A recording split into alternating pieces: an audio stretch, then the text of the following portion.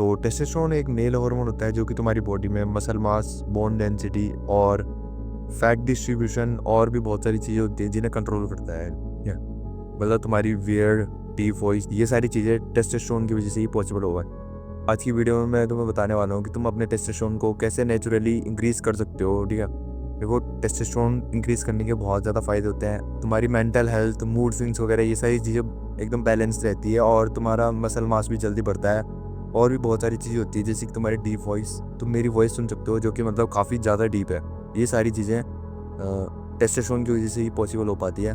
तो जल्दी से वीडियो को शुरू करते हैं। ठीक है, और वीडियो शुरू करने से पहले मैं तुम्हें एक डिस्क्लेमर दे दूँ, ये वीडियो बिल्कुल ही रॉ होने वाली है, इसमें कोई भी फ्लैशी एडिट्स नहीं है। तो अगर तुम एक डोपामिन एडिक्ट बंदे हो तो तुम इस वीडियो को छोड़कर जा सकते हो, क्योंकि इस वीडियो में कोई भी मतलब खास कुछ एडिटिंग वगैरह नहीं है, तो तुम इस वीडियो से बोर होने वाले हो।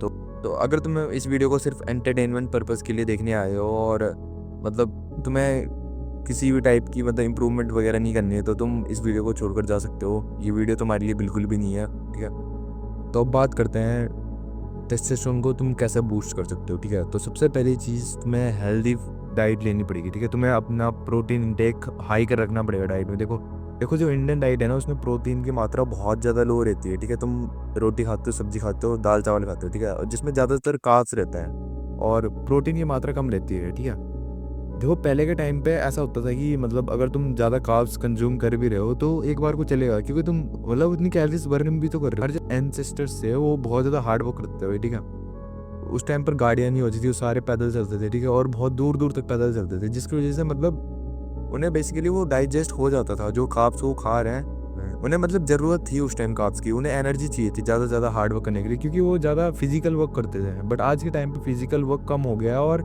मतलब मेंटल वर्क ज़्यादा है। मतलब ठीक है, इसके लिए मेंटल वर्क को अच्छे से परफॉर्म करने के लिए तुम्हें चाहिए हाई प्रोटीन। ठीक है, तो तुम्हें अपनी डाइट में कार्ब्स कम करना है और प्रोटीन इंटेक बढ़ाना है। ठीक है, उसके लिए तुम क्या कर सकते हो, जो चीज़ तुम ऐसी चीज़ें कंज्यूम कर सकते हो जिससे प्रोटीन मिलता है। ठीक है, जैसे कि अगर तुम नॉन वेजिटेरियन हो तो तुम एग्स कंज्यूम कर सकते हो, तुम नॉन वेज कंज्यूम कर सकते हो। ठीक है, और बाकी अगर तुम वेजिटेरियन हो तो तुम बहुत सारी चीज़ें होती है, पनीर, दूध, मतलब जितनी भी सारी डेयरी की चीज़ें होती है तुम उन्हें कंज्यूम कर सकते हो। ठीक है, अब मैं तुम्हें आप बैठ के बताऊंगा नहीं कि तुम्हें क्या क्या कंज्यूम करना है।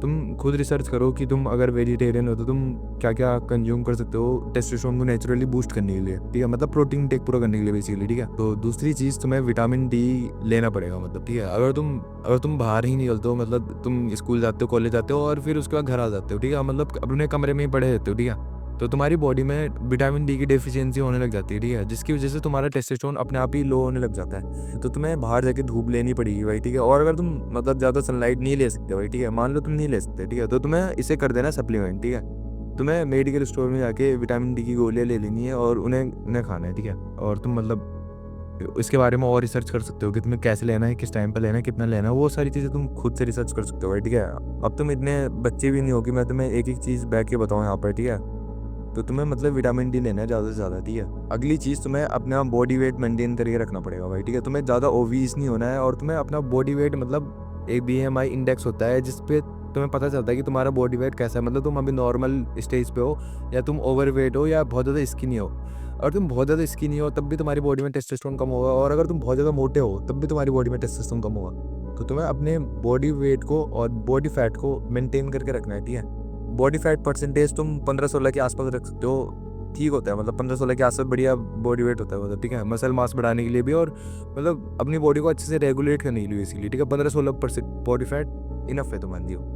बाकी तुम अपना बॉडी वेट BMI इंडेक्स के हिसाब से मतलब तुम BMI इंडेक्स पे जाके चेक कर सकते हो कि तुम्हारा बॉडी वेट अभी तुम्हारा बॉडी वेट अभी नॉर्मल है, मतलब ओवर वेट है या स्किनी हो। ठीक है, तो तुम उस हिसाब से अपनी डाइट वगैरह वो सब करके, अगर तुम स्किनी हो तो तुम्हें अपने मेंटेनेंस कैलोरीज से थोड़ी ज़्यादा खानी है, और अगर तुम बहुत ज़्यादा मोटे हो तो तुम्हें अपनी मेंटेनेंस कैलोरीज से कम खानी है। ठीक, अगली जो चीज़ तुम्हें अपनी बैड हैबिट्स को छोड़ना पड़ेगा भाई। जितनी भी सारी बैड हैबिट्स है, जैसे मास्टरबेशन हो गया या अल्कोहल, स्मोक, ये सारी चीज़ें तुम्हें छोड़नी पड़ेगी। ठीक है, और तुम्हें वर्कआउट करना शुरू करना पड़ेगा। ठीक है, जब तुम वर्कआउट करते हो तो उससे तुम्हारा टेस्टोस्टेरोन ऑटोमेटिकली बढ़ने लग जाता है। ठीक है, स्पेशली जब तुम लेग्स का वर्कआउट करते हो। ठीक है, तो तुम्हें हफ्ते में एटलीस्ट 3 दिन तो वर्कआउट करना है भाई। ठीक है, 3 दिन से ज़्यादा भी कर सकते हो, बट 3 दिन मिनिमम है। ठीक है, और तुम्हें बाहर का कुछ भी जंक फूड वगैरह नहीं खाना है, तुम्हें मतलब हेल्दी डाइट लेनी है, ठीक है। मतलब जब तुम वर्कआउट वगैरह स्टार्ट कर दोगे तो तुम अपने आप ही अपनी डाइट वगैरह अच्छे से लेने लग जाओगे। अगर तुम इन सारी चीज़ों को फॉलो करते हो अच्छे से, तो तुम्हारा टेस्टोस्टेरोन ऑटोमेटिकली बढ़ जाएगा भाई, ठीक है। तो